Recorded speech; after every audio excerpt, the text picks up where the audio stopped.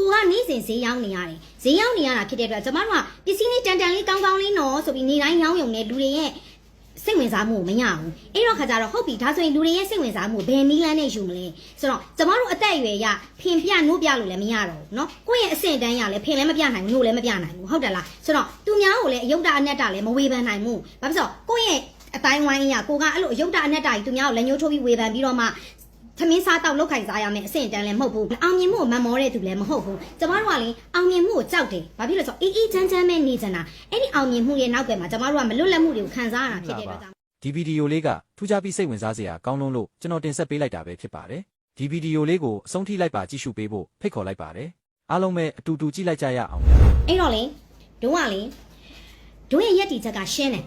ဘာဖြစ်လို့လဲဆိုတဲ့ခါကျတော့လေကိုတိုင်းပြည်နဲ့လူမျိုးကောင်းစေခြင်းနဲ့တည်စေခြင်းနဲ့အသိပညာဗဟုသုတတွေကိုပြောင်းခြင်းနဲ့သိလားဆိုတော့လူတိုင်းကလေအားလုံးကတပြင်းကြီးသိနေတာမျိုးမဟုတ်ဘူးเนาะဆိုတော့မသိတဲ့သူတွေလည်းရှိတယ်အဲ့တော့ကိုပို့ဆေးကိုကြည့်ပြီးတော့မှမသိတဲ့ဟာလေးသိသွားအောင် motivation လေးတွေရအောင်တခါတလေကြရင်လည်းเนาะကိုကဈေးရောင်းနေဆိုတာကိုယ့်ရဲ့ business ကိုယ့်ရဲ့စီးပွားရေးကိုလုပ်တာဈေးရောင်းရင်းနဲ့ကိုကလေကျန်တဲ့အကျိုးရှိတာလေးတွေကိုပြောပြတ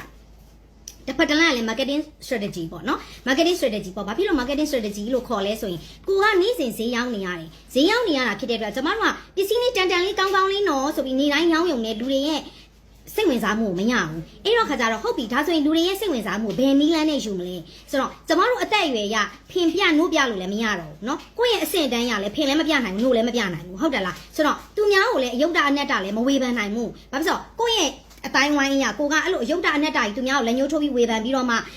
သမင်းစားတောက်လောက်ခိုင်စားရမယ်အဆင့်တန်းလည်းမဟုတ်ဘူးဒါဆိုရင်ငါဘာလုပ်မလဲဒါဆိုရင်ငါတိုင်းကျိုးပြည်ပြူလေးတွေတစ်ဖက်ကပြောမယ်ကျမတက်နိုင်တဲ့ဘက်ကကျမပရဟိတတွေလုပ်တယ်เนาะကျမပရဟိတလုပ်လို့လဲကျမကိုရည်သွေးပြီးတစ်ခါဘူးမှမပြောဘူးเนาะကျမပရဟိတတွေလုပ်တယ်အဲ့တော့ဘာသာသာသနာအတွက်နိုင်ငံအတွက်တိုင်းပြည်အတွက်လူမျိုးအတွက်ကျမရှေ့ကနေပြီးတော့မှပြောစရာရှိတာဆိုရင်ချစ်ချင်းမုန်းချင်းဂရုမစိုက်ဘဲနဲ့ကျမပြောတယ်အဲ့တော့လေကျမပြောခဲ့တဲ့ဗီဒီယိုတွေအများကြီးရှိပါတယ်เนาะအဲ့ဗီဒီယိုတွေအကုန်လုံးကိုပြန်ကြည့်လိုက်လို့ရှိလို့ရှိရင်ကျမကိုဂျိုးစီးပွားအတွက်ပြောခဲ့တာတစ်ခုမှမရှိဘူးကျမဒီအောင်မြင်ခြင်းတဲ့သူလည်းမဟုတ်ဘူးเนาะဟိုဘယ်လိုခေါ်မလဲအောင်မြင်မှုကိုမမောတဲ့သူလည်းမဟုတ်ဘူးကျမတို့ကလည်းအောင်မြင်မှုကိုကြောက်တယ်ဘာဖြစ်လို့ဆိုတော့အေးချမ်းပဲနေကြတာအဲ့ဒီအောင်မြင်မှုရဲ့နောက်ွယ်မှာကျမတို့ကမလွတ်လပ်မှုတွေကိုခံစားရတာဖြစ်တဲ့အတွက်ကြောင့်မလို့အခုလူတွေဆိုပိဋကတ်တွေဆိုမင်းရနော်ခလီးရှိလားလို့သားသမီးမရှိဘူးလားလို့ဘလို့လားလို့ညာလို့လားလို့စသဖြင့်ကျမတို့ရဲ့မိသားစုကိုတိကျင်တယ်ပေါ့ကျမတို့အကုန်လုံးဖွက်ထားတယ်အကုန်လုံးမပြအောင်ဘာဖြစ်လို့လဲဆိုတော့စိတ်နှောက်ယှက်ထိရတဲ့ကိစ္စမျိုးကျမတို့အဖြစ်မခံနိုင်ဘူးเนาะဒါကြောင့်မလို့လေဟိုကျမတယောက်နဲ့နေမယ်လွန်လာပါပြီပေါ့เนาะဆိုတော့ကျမရဲ့အလုပ်အရ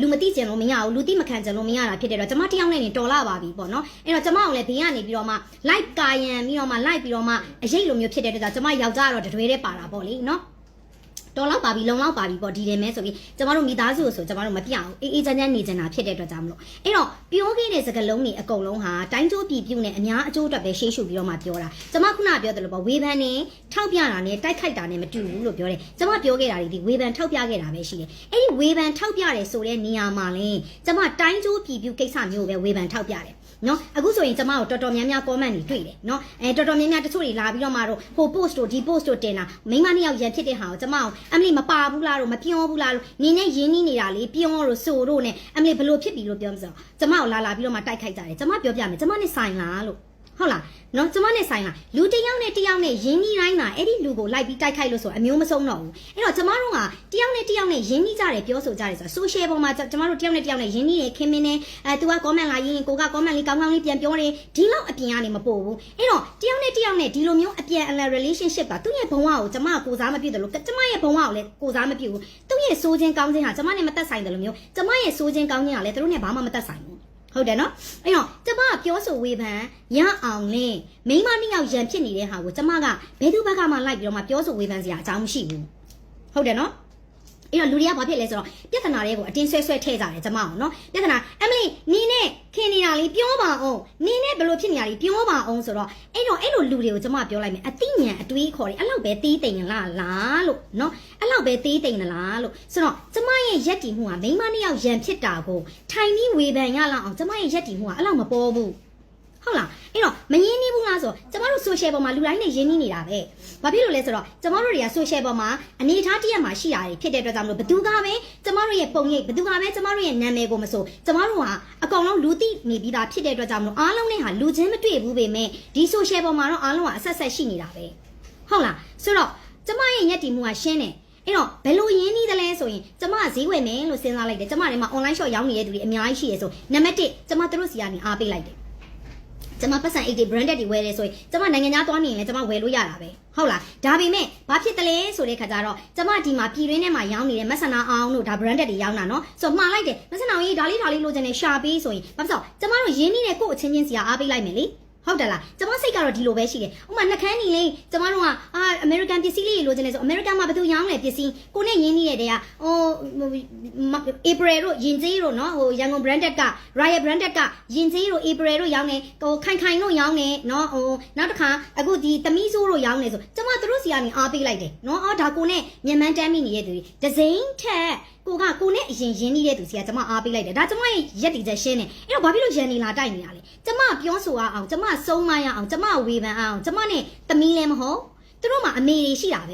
သူတို့အမေတွေကိုယ်တိုင်မိဘတွေကိုယ်တိုင်နောင်မှပဲဒါသူတို့သားသမီးတွေသူတို့ကိုဆုံးမမယ်သူတို့ရဲ့အမေတွေတက်ရှိရှင်ထင်ရှားရှိနေသေးတာကျမသူတို့အမေလည်းမဟုတ်သူတို့အမလည်းမဟုတ်ကျမဘာကိစ္စနဲ့ဆုံးမရမှာလဲကျမဘာကိစ္စနဲ့ပါရမှာလဲဟုတ်လားမပါတော့ကျမကိုကြောက်သလားတဲ့အခုဟိုမှာကိုရီးယားကအမကြီးကပါပြီးတော့မှပြောတော့လေနေရာတကာပါတယ်တဲ့အဲ့တော့ပရိတ်သက်ကြီး9ရက်သားသမီးပရိတ်သက်ကြီးကဘာဖြစ်ချင်နေတာလဲအဲ့တော့ရှူးတိုက်တိုင်းကြိုက်တတ်တဲ့အထဲမှာအယ်မွန်တင်းမပါဘူး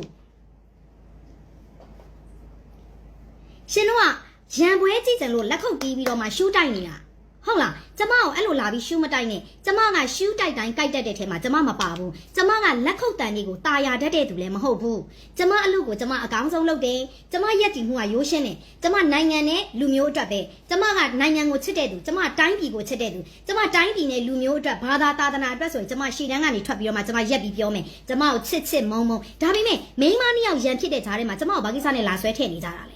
ဲကျမနဲ့ဘာဆိုင်လဲနော် page တွေတင်းနေတာကျမကိုဆွဲထည့်ပြီးတော့မှတင်းနေတာကျမနဲ့ဘာဆိုင်လဲလို့ကဲဟုတ်လားရင်းနှီးတိုင်းတိတိုင်းကျမတို့ကသူတို့ဘဝကိုကိုစားပြုလားကဲပြောပါအောင်နော်မပါခြင်းလို့ပါဇက်ပေါက်ပြီးနေတော့ကြောက်လို့တဲ့ကျမကြောက်အောင်ကျမဘာမဟုတ်တာလုပ်ထားတဲ့သူမလို့ကြောက်ရမှာတော့โอเคပြောကြည့်ပါဦးကျမဘာမဟုတ်တာလုပ်ထားတဲ့သူမလို့ကြောက်ရမှာတော့လို့နော်ကျမနဲ့သူတို့နဲ့လမ်းကြောင်းချင်းလည်းမတူဘူးရက်တီချက်ချင်းလည်းမတူဘူးတွားတဲ့ပုံစံချင်းလည်းမတူဘူးကျမ personal ရန်ဖြစ်နေတဲ့သူမဟုတ်ဘူးဟုတ်လားကျမ personally ကျမဘယ်သူနဲ့ရန်ဖြစ်ဘူးလဲကျမကတိုင်းပြည်အတွက်တိုင်းကျိုးပြည်ဘူးကျမကဝေဖန်ထောက်ပြတဲ့သူကျမမတိုက်ခိုက်ဘူးဘယ်သူ့မှကျမအညိုးတရားကြီးနဲ့အဲ့လိုကိုလက်ညှိုးကြီးထိုးပြီးကျမအတင်းအသေးအတန်နဲ့ကျမမတိုက်ခိုက်ဘူးကျမတိုင်းကျိုးပြည်ဘူးအတွက်တိုင်းပြည်အတွက်လိုအပ်တယ်လူမျိုးအတွက်လိုအပ်တယ်ဆိုကျမဝေဖန်နဲ့ထောက်ပြတယ်တစ်ချိန်တစ်ခါပဲ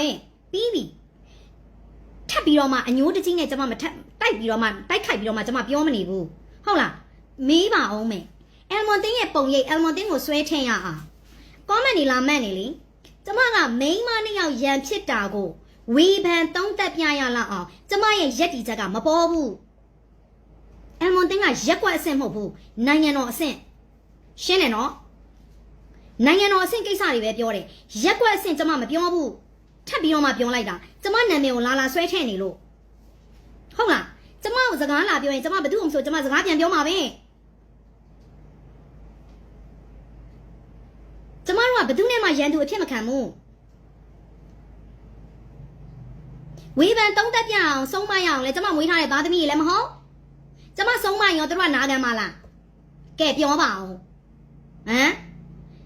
ကျမမပြောဘူးလားနဲ့ဟိုမှာကိုရီးယားထလဲပြောကိုရီးယားဝိုင်းဆဲကြအောင်မလားရှင်တို့ကအမှန်တရားလိုချင်တာမဟုတ်ဘူးရှင်တို့မှန်တယ်ဆိုတဲ့စကားလုံးကိုကြားချင်တာအဲ့တော့ကျမကိုလာဆွဲမထည့်နဲ့ထပ်ပြောလိုက်မယ်အယ်မွန်တင်းကနိုင်ငံတော်အဆင့်ကိစ္စတွေပဲဝေဖန်သုံးသပ်တယ်မိန်းမနှစ်ယောက်ရန်ဖြစ်တဲ့ကိစ္စကိုဝေဖန်သုံးသပ်ပြီးတော့မှပါရလောက်အောင်ကျမရဲ့အချိန်တွေမပေါ်ဘူးကျမရဲ့ရက်တီချက်ကမပေါ်ဘူးဟုတ်ပြီနော်လာဆွဲမထည့်နဲ့ရန်လည်းမတိုက်နဲ့ကျမရှူးတိုက်တိုင်းကြိုက်တတ်တဲ့ထဲမှာကျမမပါဘူးဟုတ်ပြီလားကျမအေးအေးဆေးဆေးတီးတန့်တပါးသာလေးကျမနေတာကျမရဲ့ရက်တီချက်ဒီဘယ်သူနဲ့မှမတူကျမဟာကျမပရိတ်တက်နဲ့ကျမရှိတယ်ကျမကိုချစ်တဲ့သူလေးနဲ့ကျမတို့တိုင်းကျိုးပြပြပြောမယ်အများအကျိုးရှိတာလေးတွေပြောမယ်ကျမလုံးတင်လုံးတိုက်တာကိုကျမလုပ်မယ်ဒါပဲကျမပါတယ်ဆိုတဲ့ကိစ္စတွေကတိုင်းပြည်နဲ့လူမျိုးအတွက်ကိစ္စတွေမှာပဲပါတယ်ကျမအားရ personal တွေကျမဘယ်သူ့မှမတိုက်ခိုက်ဘူးနော်ဟုတ်ပြီလားဒီဘလူစိုးတယ်နော်ထပ်လာမပြောနဲ့တော့ဗီဒီယိုလေးကတော့ဒီလောက်ပါပဲပရိသတ်ကြီးတို့ဒီဗီဒီယိုလေးကိုကြည့်ပြီးတော့ဘာတွေများခန်းစားသွားမိလဲဘာတွေများပြောချင်သွားသလဲဆိုတာကို comment မှာရေးပြီးဆွေးနွေးပေးသွားကြပါဦးအားလုံးကိုအထူးကျေးဇူးတင်ရှိပါတယ်